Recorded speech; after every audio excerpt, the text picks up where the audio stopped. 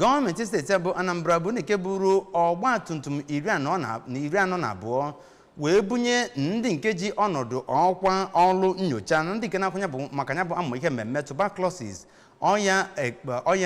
arụ ọcha ya nakwazi ndị ọzọ gasị iche iche nakwazi ndị nke na-enye ka nkwado n'okpuru ọchị ime obodo 21 bụ nke nwere n'ime steeti ya bụ Anambra nke ga-enyere ha aka n'ọrụ bụ nke ha na-alụ. Chibuzo Okoye onye nta aka anyị ga-ewetara gị akụkọ a.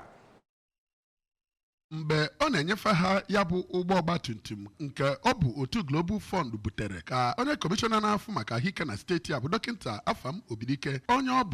ọda akwụkwọ kpụtọrọkpụ na ya bụ ụlọ ọrụ bụ dọkịnta Obegeluche Ebo nọchiri anya ya mere ka mata na ndị ahụ ebunyere ya bụ ọgbatumtum bụ ndị na-alụsi ọrụ ike na steeti a ma tozie otu Global Fund maka ịgbata ọsọ enyemaka nyegere steeti a gwazikwa ndị ahụ ebunyere ya bụ ọgbatumtum ka ha nwere ya lụsi ọrụ ike hụ na ememinara ya bụ ya na steeti a. Onye steeti manager tuberculosis Bully Ulcer Leprosy Control Program dọkịnta Ugochukwu Lobele toziri ndị ọrụ ahụ maka ịdị uchu n'ọrụ ha ma gwa ha ka ha jiri ya bụ ọgbatumtum lụọ ọrụ atụrụ anya n'aka ha. Onye dairektọ nke Public Health na ya bụ n'ọrụ steeti na-ahụ maka ahụike bụ dọkịnta Afam Aneme kwuru na ya bụ ọgbatumtum bụ nke ga-enyere ndị ọrụ ahụ aka na-agagharị n'ime obodo dị iche iche na-achọ ndị na-arịa ya bụ ọrịa iji mee ka ahụ na ya bụ ọrịa gbara ọsọ ụkwụ elu ana na steeti a ma dozie ha aka na ntị ka ha gharakwa ịkọ akụkọ ịkọjọ ọbụla n'ebe metụtara ya bụ ọgbatumtum. Site n'Ọka, aha m bụ Chibuzo Okoye maka akụkọ ụwa ABS.